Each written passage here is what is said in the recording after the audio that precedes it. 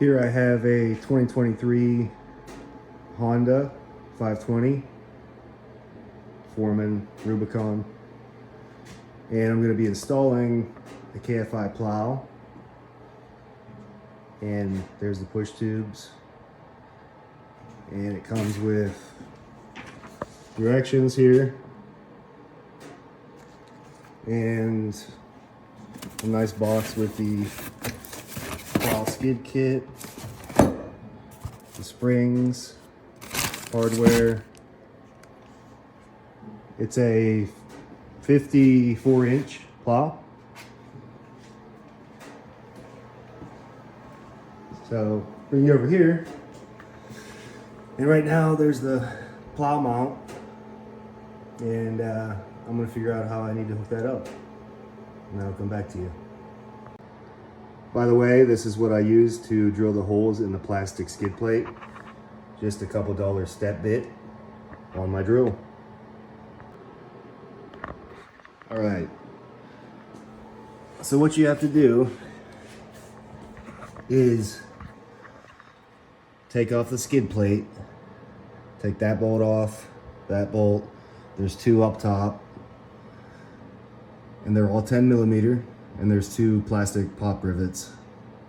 And what I did was I took the U-bolts and I put them, after I took the skid plate off, I put all the U-bolts on, and then put the back two bolts on the skid plate and kind of hinged it up into place with the U-bolts in there. That way I could figure out where to drill holes through the plastic skid plate. I just kind of eyeballed them up. Now I have the KFI mount on there, all 4 U-bolts, and all 8 nuts. And I just snugged them down pretty good up against the skid plate, and should be ready to go to hook the plow up to it now. All right, bringing you back in here. I got the plow almost completely hooked up. I just have to finish hooking up the hitch mount point right there. By the way, those bolts underneath there, you have to have a deep socket, and it's a 1/2 inch.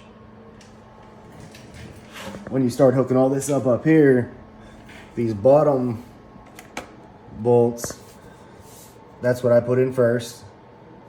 You have to put that bushing in with the tapered side facing inward, and then the washer. And this size is 15/16. And the inside of that, you don't need anything on because it goes into a square hole. These are, what are they, 3/4 Allen. And I have that, I think, yeah, that's in the default position on both sides. You can see that side, that's the default. And that sets your pitch of your blade. But this side is 3/4 Allen, and the other side is 5/8. So you just snug those up.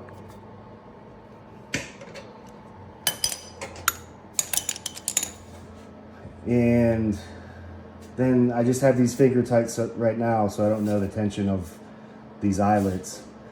But you have a washer and 2 nuts, or 2 washers and 2 nuts on that.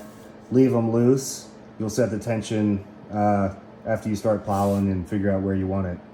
I guess a 1/4 turn is 12 pounds of tension added. So there's that. I'm gonna hook up that winch connection and bring you guys back in. All right, on this mount, you got to use a 9/16. I use my impact because they're lock nuts and they're really long, and it has to be a deep socket too. So that's hooked up.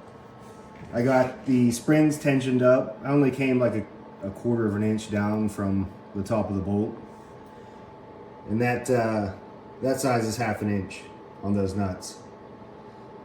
So I'll see after I plow with it a little bit, I'll see if I want them to be tighter or even I could loosen it up a little bit, but not much. So everything's pretty much hooked up. I'm gonna put the skis on, skags, whatever they're called. All right, so I got these skids on.